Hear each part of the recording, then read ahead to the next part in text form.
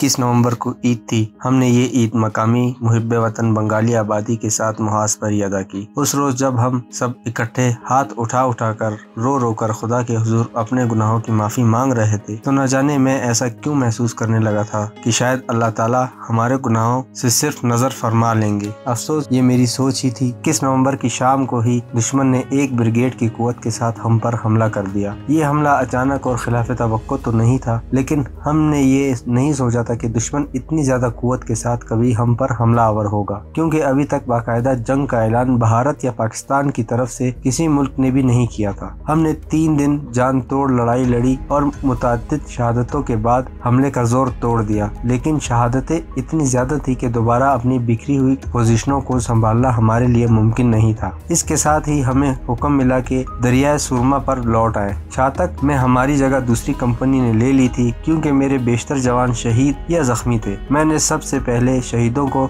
Slate में दफन करने के इंतजामात किए और फिर अपनी पोस्ट पर लौट आया। लड़ाई मुसलसल जारी थी। इसके बाद 17 दिसंबर तक हमें एक पल भी सुकून मैसर न आ सका। दुश्मन हर रोज नए जोर शोर के साथ हमला आवर होता। इसका हर हमला गुज़िश्ता हमले से ज्यादा कुव्वत के साथ होता। यूँ महसूस होता था जैसे वो अपनी सारी फौज को मरवाने के बाद भी सिलेट पर बहर सूरत कब्जे का अज़्म कर चुका है। दुश्मन का नुकसान हमारे मुकाबले में कम से कम 50 गुना ज्यादा था, लेकिन इसके पास तो मुफ्ती बहानी की सूरत कुर्बानी के बकरे मौजूद थे, जिन्हें वो हर अव्वल दस्तों में झोंक कर जंग का ईंधन बना रहा था। हमारे पास क्या था? मेरे जवान एक एक करके मुझसे रुखसत हो रहे थे। शहादतें बढ़ रही थी, साजिशें बढ़ रही थी, दुश्मन का जोर बढ़ रहा था। अब तो सूरत-ए-हाल इतनी बिगड़ चुकी थी कि हमारे पास जख्मों पर रखने के लिए मरहम पट्टियां भी बाकी नहीं बची थी। शदीद जख्मियों को ले जाने के लिए इस तरफ हेलीकॉप्टर की आमद भी दुश्मन ने नामुमकिन बना दी थी। हमारी मदद को आने वाले हर रास्ते पर मुफ्ती बाहिनी के भेड़िए और भारतीय दरिंदे आकाओं के साथ घात लगाए बैठे थे। उन्होंने हर काबिल जिक्र पुल को या तो तबाह कर दिया था या फिर इस पर काबिज हो गए थे। इन लोगों ने मुल्का देहातों में पाकिस्तान की हिमायत करने वाले बेगुनाहों को इस तरह चुन चुन कर और अजियतें दे देकर शहीद किया था कि अब कोई मकामी मुसलमान खौफ के मारे हमारी मदद की हिम्मत नहीं कर पाया था। राशन के महफूज ज़ख़ीरे ख़त्म हो रहे थे। गोला बारूद ना होने के बराबर था। नफरी रोज़ बरोज़ कम पड़ती जा रही थी। दिसंबर के आगाज़ में तो ये नौबत आ गई कि मोर्चों में नस्ब गनों पर हमारे करीबन तमाम साथी जो जख्मों से चूर चूर होने के सबब किसी नक्लो हरकत के काबिल ना रह गए थे, वो बमुश्किल अपनी जगह बैठकर सिर्फ अहकामात मिलने पर गन का ट्रिगर ही दबा सकते थे। 1 दिसंबर को मुझे डिवीजन हेडक्वार्टर में एक ज़ाती पैगाम मौसूल हुआ। बमुश्किल एक हेलीकॉप्टर यहाँ तक जख्मियों को लेने आया था। उसमें मेडिकल कोर के 2 डॉक्टर और कुछ जान बचाने वाली दवाइयाँ थी, या फिर हमारे ज़ाती खतूत। ये खत मुझे मुअज़्ज़िम ने लिखा था। प्यारे शराफगन, सूरत-ए-हाल यहाँ रोज़ बरोज़ संगीन होती चली जा रही हैं। मुझे तुम्हारे मुहाज की तो खबर नहीं, लेकिन अगर कोई अकल का अंधा नहीं और अहमकों की जन्नत में भी नहीं बैठा तो इसे यकीन हो चला है कि जल्द ही या बदेर दुश्मन हम पर काबिज हो जाएगा। काश तुम अंदाज़ा लगा सकते कि मैंने कितना कर्ब झेल कर ये फिक्रा लिखा है। शराफगन, हमें अपनी बहादुर फौज पर एतमाद है, लेकिन तारीख का तालिब होने के नाते मेरा ये ईमान है कि दुनिया की कोई फौज अपनी तोपों के सामने अपने अवाम के दिलों को मसख नहीं कर सकती। हिंदू के जहरीले प्रोपेगेंडे ने हमारे भोले भाले बंगाली भाइयों के जहनों में बुरी तरह घर कर लिया है। सावन के अंधे की तरह वो सूरत का एक ही रुख देखने पर तुले हुए हैं और इन्हें हर तरफ हरा ही हरा सुझाई देता है। मुझे इस वक्त की सूरत से वहशत हो रही है। जब वो इस ख्वाब गफलत से बेदार होंगे तो कैसा करिया मंजर इनकी आंखों के सामने मौजूद होगा। शायद वो इस किताब भी ना ला सके। मुझे यही दिखाई पड़ता है कि जैसे मकाफात अमल यहाँ किसी भी लम्हे वकूफ़ पज़ीर हो कर रहेगा। जो कौमें अपने इस्लाफ की कुर्बानियों को सिर्फ 24 साल ही में भुलाने पर तुल जाए, अजाब इनका मुकद्दर बन जाता है। कुदरत ने हमें बहुत मोहलतें दी, लेकिन अफसोस हमने ख्वाब खरगोश से कभी बेदार ही नहीं होना चाहा। हमने कानून फितरत को भुला दिया, मगर वक्त किसी कौम को बार बार संभलने का मौका नहीं दिया करता। ढाका में सूरत हाल बहुत अजियतनाक है। हम लोग अमलन मैसूर होकर रह गए हैं। उज़्मा मेरे साथ रहती है। अगर खुदा न ख्वास्ता बुरा वक्त आ ही गया तो मैं सिर्फ तुम्हें ये यकीन दहानी करवा सकता हूँ कि पहले मैं अपनी जान दूंगा, इसके बाद शायद उज़्मा की बारी आए। तुम जानते हो हमारा ताल्लुक जिस नस्ल से है वो हथियार नहीं डाला करते। अगर कभी ये नौबत आई तो मैं जिंदा गिरफ्तारी देकर अपने शहीद बाप की रूह के सामने शर्मसार नहीं होऊंगा। मैं उज़्मा के साथ नेपाल की तरफ निकलने की कोशिश करूंगा। इसको कलकत्ता के मुतालिक खासी मालूमात है जहां से हमें मदद मैसर आ सकती है। गो के इन हालात में सिवाय खुदा की ज़ात के और किसी पर एतमाद नहीं किया जा सकता, लेकिन मेरा दिल अब भी गवाही दे रहा है कि मेरे पुलिस के बंगाली साथियों में ऐसे लोग मौजूद हैं जो हमें मशरकी पाकिस्तान की सरहद इंशाअल्लाह बाहिफाजत पार करवा देंगे, जहां से हम लोग गोरखपुर का रास्ता इख्तियार कर लेंगे। शराफगंज, तुम एक बहादुर बाप के बेटे हो, कमांडो हो, तुम्हारे लिए कोई सूरत हाल गैर मामूली नहीं होनी चाहिए। जब मैदान जंग में उतरो तो अपने दिल में एक लम्हे के लिए भी उज़्मा के मुतालिक मलाल न लाना। दुश्मन को गिरफ्तारी न देना, ऐसा नागुज़ीर हो जाए तो फरार हो जाना। बाहर सूरत फरार होकर नेपाल पहुंचने की कोशिश करना। इधर से सरहद पार करना आसान है, भारतीय पंजाब या मकबूजा कश्मीर से शायद इतना आसान न हो। फिलहाल मेरे जहन में और कोई बात नहीं आ रही, वक्त भी कम है, जिंदा रहे तो इंशाल्लाह ज़रूर मिलेंगे। खुदा हाफिज, तुम्हारा भाई मुअज़्ज़िम शाह।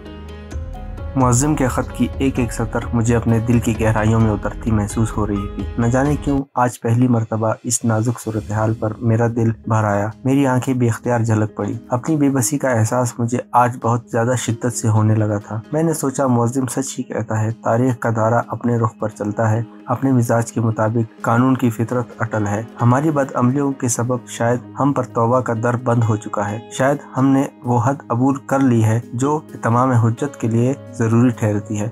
बस अब किसी भी लम्हे किसी भी दम कुदरत का फैसला आया कि आया। तब भी मेरे दिल में दूर दूर तक ये ख्याल नहीं आया था कि हम इतनी हौलनाक और जिल्लत आमेज शिकस्त से दो चार होंगे। मैंने सोचा था ज्यादा से ज्यादा यही होगा कि हमें दुश्मन की शराइत पर जंग बंद करनी होगी। दुश्मन बैनुल अक़वामी सतह पर हमें रुसवा करके अपने इंतकाम की आग ठंडी कर लेगा। ये तो मैं सोच ही नहीं सकता था कि इतनी जिल्लत आमेज शिकस्त हमारा मुकद्दर बनेगी। 16 दिसंबर तक हमारे 2 ब्रिगेड मौलाना बाजार और जनतापुर के अतराफ में पसपाई अख्तियार करके सिलेट में मिलाप कर चुके थे। इससे पहले दुश्मन ने सिलेट में कमांडोज की एक मुकम्मल बटालियन उतार दी थी, जिसे हस्ब तवक्को इसके फरेब खुर्दा गद्दार बंगाली चोर रास्तों से घुमा कर महफूज ठिकानों तक मुंतकिल कर चुके थे। दुश्मन ने अपनी रिवायती मक्कारी और मुसलमानों की कमजोरी का फायदा उठाते हुए कमांडोज की बटालियन को बिल्डअप एरिया में उतारा था, जहां हमारे लिए कार्रवाई करने का चांस ना होने के बराबर था। भारतीय सुरमाओं ने रिहायशी मकानात में पोजीशन संभाल ली थी और वहां के मकीनों को अपनी आड़ बना लिया था।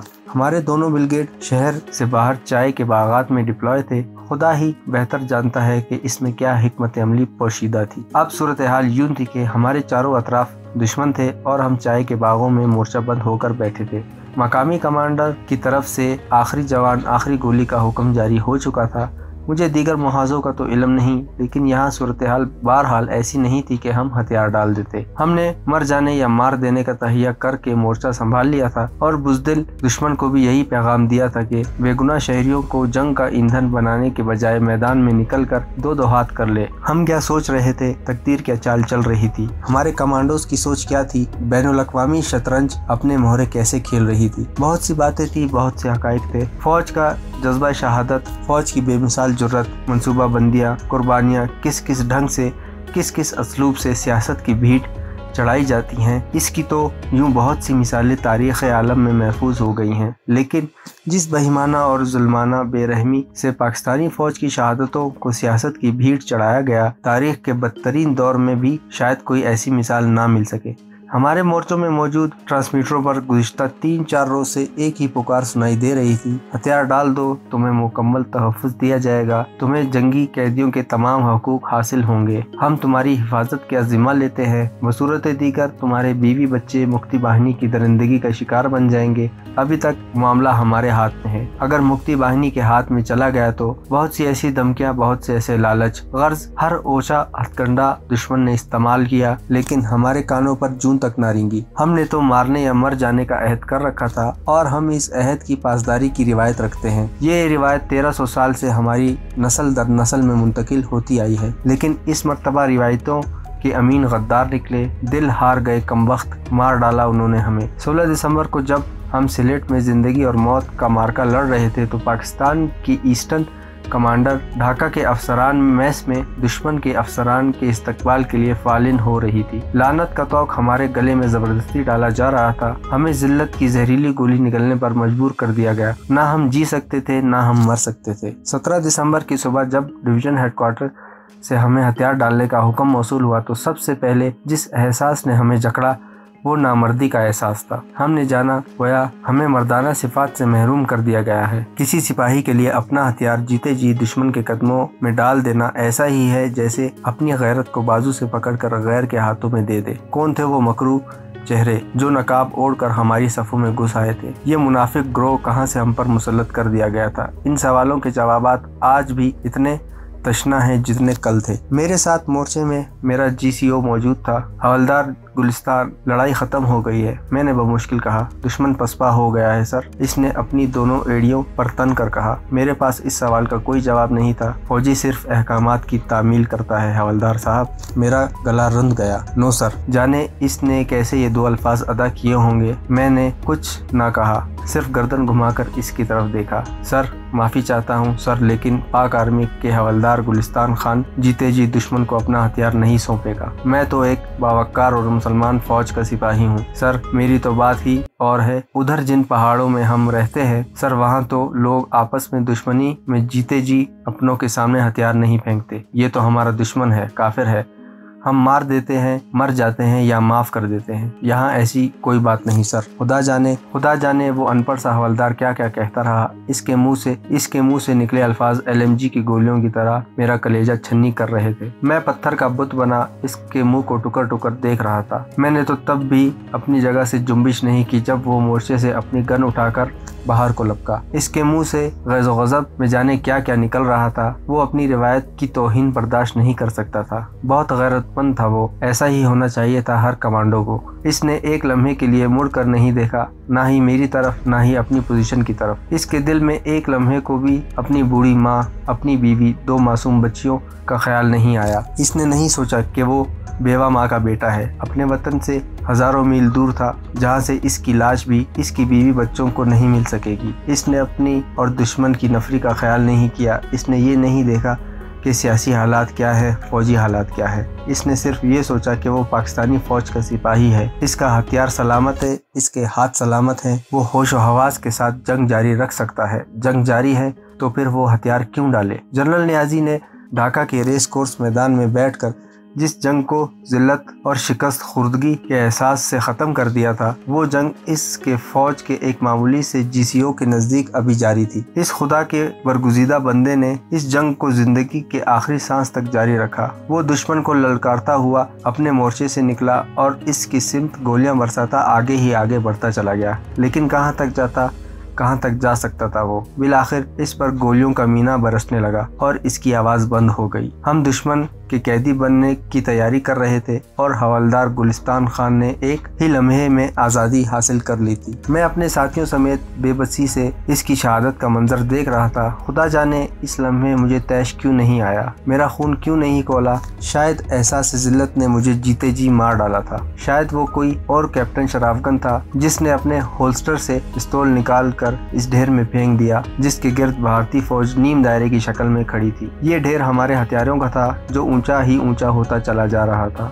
और हम बोने होकर रह गए थे। हम अपनी मर्दानगी पर लानत डाल रहे थे, अंदर ही अंदर अपना मातम कर रहे थे। वो कदम हमारे नहीं थे जिन पर हम चलकर सलहेट के कॉलेज में पहुंचे थे। वो हाथ हमारे नहीं थे, वो जिस्म हमारे नहीं थे जिन पर खाकी वर्दियां सजी हुई थी। वो चेहरे हमारे नहीं थे जिन पर दुश्मन ने POW की स्याह निशान लगाकर इनकी हैबत बदल कर रख दी थी। सलेट कॉलेज के ग्राउंड के कोने में आंसू बहाते कैप्टन इकबाल चौधरी ने मुझसे कहा, हम तो बेचेहरा हो गए यार, मालूम नहीं अपनी शक्ल भी वही रही है या नहीं। 3 रोज तक खौफ के मारे कैप्टन चौधरी ने आईना नहीं देखा। वो अपने मौजूदा चेहरे का सामना नहीं कर सकता था। अपने मौजूदा चेहरे के साथ वो अपना सामना नहीं कर सकता था। इस लम्हे हमें भारतीय फौज या मुक्ति बाहिनी से नहीं, खुद से डर लग रहा था। घिन आने लगी थी हमें अपने आप से। जो हो गया था वो नहीं होना चाहिए था, लेकिन जो कुछ भी हुआ इतनी सराहत से और यूं पलक झपकते ही हो गया कि किसी को सोचने समझने की मोहलत ही नसीब नहीं हुई। मुझे याद आ गया 65 में जब मैं अपनी पेशावराना जिंदगी का पहला तजर्बा शुरू किया था, तो भी हम घेरे में आ गए थे, दुश्मन की जमीन पर, इसकी खूनी जड़ों के दरमियान। तब किसी के वहमो गुमान में भी ये बात नहीं आ सकती थी कि हथियार डाल देना भी एक अमल है। ऑपरेशन जिब्राल्टर में जिंदा बचे रहने वालों को खुशकिस्मत समझा जाता था, क्योंकि जिंदा बच कर अपने मुल्क पहुंचने वाले इतने कम तादाद में थे और ऐसी हालत से बच कर निकले थे जिनका तसव्वुर तो किया जा सकता है, अमलन बज़ाहिर नामुमकिन था। कमांडोज में इन्हें किस्मत का धनी समझा जाता है, लेकिन आज सिलेट कॉलेज के सब्ज़ार पर अपने जिस्म पर खाकी वर्दी सजाए मैं खुद को दुनिया का बदकिस्मत तरीन गर्दान करता था। मुझे आज अपने शहीद साथी एक एक करके याद आ रहे थे। मैं सोच रहा था कि कितने खुशकिस्मत थे वो सबके इस रोज़े बद को देखने के लिए आज इस दुनिया में मौजूद नहीं है। SSG के जवानों को भारतीयों ने तीसरे ही रोज़ अलग करके सिलेट के मॉडल स्कूल में मुंतकिल कर दिया। शायद दुश्मन हमारे साथ खुसूसी बर्ताव करना चाहता था। हम जब यहाँ पहुँचे तो बहुत अफसरान को अपना मुंतज़िर पाया। यहाँ कुछ सिविलियन भी जान बचाकर पहुँच गए थे। इन लोगों की ज़बानी इल्म हुआ कि मुक्ति बाहिनी के दरिंदों ने मकामी सिविलियन आबादी के साथ कितना बेईमाना सलूक किया है।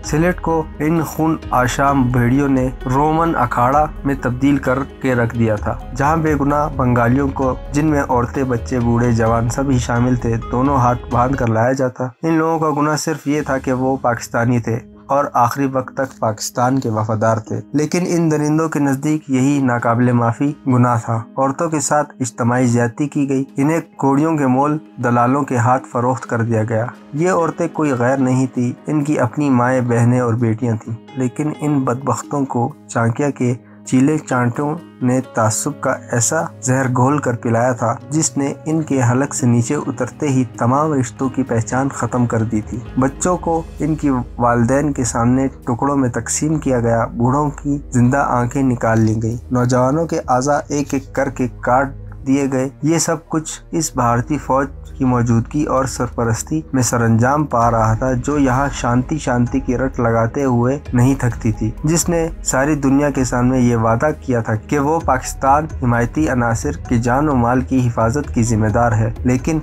मौका मिलते ही बुज़दिल दुश्मन अपनी इस्लाहात दिखाने पर तुल गया। इसे तो अपनी तारीख में पहली मर्तबा मुसलमानों को नीचा दिखाने की तौफीक हासिल हुई थी। 1400 साल से मुसलमानों की गुलामी करने वाले बुज़दिलों को जब सर उठाने का मौका मिला तो उन्होंने जी भर के अरमान निकाले। बेगुनाहों का खून इस बेदर्दी और शिद्दत से बहा कि सारे बांग्लादेश की नदी नालों का रंग ही बदल गया। इसी स्कूल में जब एक बूढ़ा बंगाली अफसर मुझे अपने साथ होने वाले मजालिम की रुदात सुना रहा था तो मेरे खून का खमीर बदलने लगा। ये बूढ़ा बेचारा न जाने किस तरह अकेला इन जालिमों के चुंगल से जिंदा बचकर बाहर निकला था। जैसे जैसे वो अपनी दास्तान आलम सुना रहा था, मेरे अंदर वही कमांडो बेदार होने लगा था जिसकी बज़ाहिर हथियार डालने पर मौत वाक़या हो गई थी। मैंने अपने दिल में खुदा से अहद किया कि मैं दुश्मन के गुरूर को अपने कदमों तले रोन दूंगा। मैं इसकी कैद से फरार होकर इसे एहसास दिलाऊंगा कि तमाम शेर सर्कस के शेर नहीं होते। मैं तो बिल्कुल मुर्दा और निढाल हो चुका था, लेकिन इस बूढ़े पाकिस्तानी ने मेरे अंदर दोबारा जिंदगी की लहर को जगा दिया। मैंने ज़हनी तौर पर खुद को नॉर्मल महसूस करते ही अपने आइंदा फरार के मंसूबे पर सोचना शुरू कर दिया।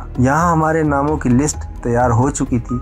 मैंने सोचा अगर मैं यहाँ से इस स्कूल से बाहर मौजूद भारतीय फौज की आंखों में धूल झोंक कर निकलने में कामयाब हो भी गया तो मेरे साथियों के लिए इब्तदा ही में मुश्किलात पैदा हो जाएंगी। मैंने रास्ते में ट्रेन या फिर कैंप से फरार होने का तहैया कर लिया। अपने आइंदा सफर के लिए मुझे पैसों की जरूरत थी, जिसके लिए मैंने यहाँ कैंप में मौजूद भारतीयों के हाथ अपनी घड़ी फरोख्त कर दी, जिसके खासे पैसे मिल गए क्योंकि ये घड़ी इनके लिए वाकई तोहफे से कम नहीं थी। मेरे पास जितनी पाकिस्तानी करेंसी थी वो भी औने पौने भारतीय करेंसी में तब्दील करा ली। फिर इस करेंसी को मैंने इस तरीके से छुपाया कि बाद में 3-4 मरतबा तलाशी के सख्त मराइल से गुजरने के बावजूद ये रुपया भारतीय सिपाहियों की दस्तरस से महफूज रहे। मॉडल स्कूल में हम अपना लंगर खुद तैयार करते थे, अपने जख्मियों का इलाज भी हम खुद किया करते थे। दरअसल मॉडल स्कूल 1 दिसंबर से अस्पताल में तब्दील हो चुका था, जहाँ हमारे शदीद जख्मी साथी मौजूद थे जिन्हें इलाज मुआवजे की सख्त जरूरत थी और जो फील्ड अस्पतालों तक भी नहीं पहुँच सकते थे। इन लोगों का इलाज हमारे